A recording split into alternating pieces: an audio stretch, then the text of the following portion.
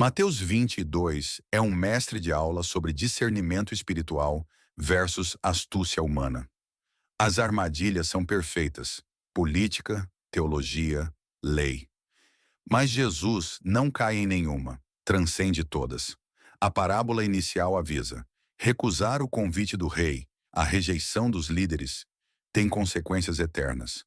A resposta sobre César desfaz a falsa dicotomia entre o político e o espiritual, reafirmando a soberania de Deus sobre todas as esferas. Aos saduceus, ele revela um erro fatal: projetar a realidade terrena e falha sobre a realidade celestial. O maior mandamento vai ao âmago.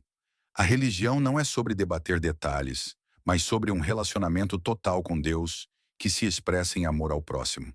Por fim, sua pergunta sobre o Cristo como Senhor de Davi silencia a todos. A verdade não é um jogo de pegue-me se puder. É uma pessoa cuja sabedoria e autoridade revelam o coração humano e apontam para o próprio coração de Deus. O capítulo termina com Jesus no controle, a palavra humana emudecida diante da palavra divina. Evangelho de Mateus, capítulo 22. De novo entrou Jesus a falar por parábolas, dizendo-lhes: o reino dos céus é semelhante a um rei que celebrou as bodas de seu filho. Então, enviou os seus servos a chamar os convidados para as bodas, mas estes não quiseram vir. Enviou ainda outros servos com esta ordem: dizei aos convidados: eis que já preparei o meu banquete, os meus bois e cevados já foram abatidos, e tudo está pronto. Vinde para as bodas. Eles, porém, não se importaram e se foram, um para o seu campo, outro para o seu negócio. E os outros, agarrando os servos, os maltrataram e mataram. O rei ficou irado e, enviando as suas tropas, exterminou aqueles assassinos e lhes incendiou a cidade.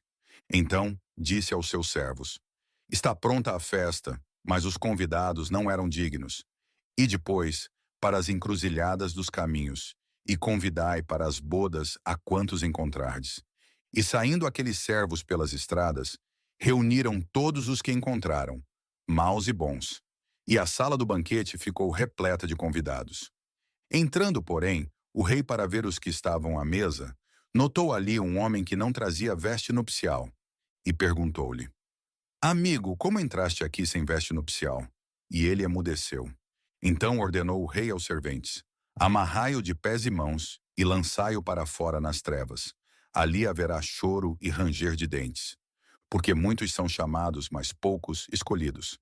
Então, retirando-se os fariseus, consultaram entre si como o surpreenderiam em alguma palavra.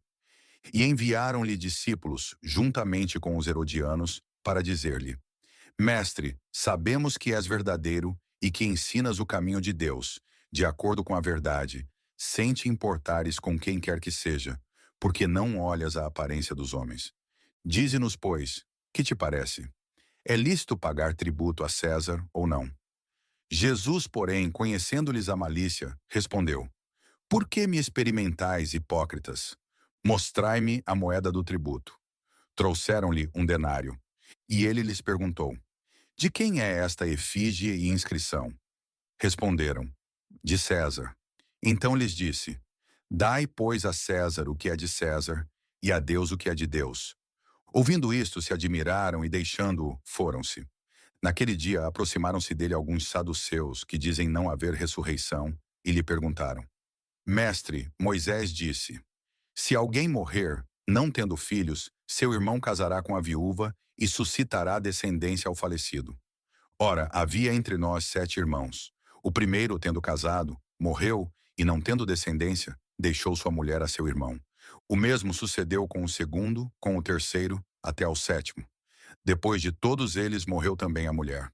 Portanto, na ressurreição, de qual dos 7 será ela esposa?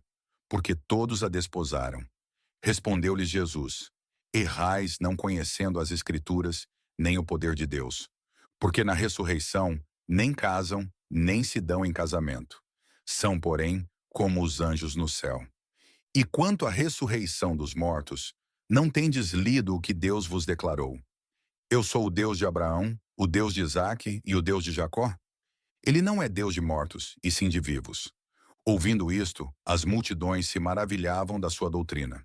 Entretanto, os fariseus, sabendo que ele fizera calar os saduceus, reuniram-se em conselho. E um deles, intérprete da lei, experimentando-o, lhe perguntou: Mestre, qual é o grande mandamento na lei?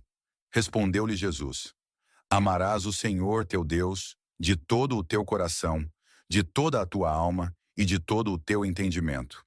Este é o grande e primeiro mandamento. O segundo, semelhante a este, é: amarás o teu próximo como a ti mesmo. Destes dois mandamentos dependem toda a lei e os profetas. Reunidos os fariseus, interrogou-os Jesus: Que pensais vós do Cristo? De quem é filho? Responderam-lhe eles: De Davi. Replicou-lhe Jesus: Como, pois, Davi, pelo Espírito, chama-lhe Senhor, dizendo: Disse o Senhor ao meu Senhor: Assenta-te à minha direita, até que eu ponha os teus inimigos debaixo dos teus pés? Se Davi, pois, lhe chama Senhor, como é ele seu filho? E ninguém lhe podia responder palavra, nem ousou alguém, a partir daquele dia, fazer-lhe perguntas. Não esqueça de deixar o seu like e se inscrever neste canal para nos ajudar a crescer e levar a palavra de Deus a mais pessoas. Obrigado!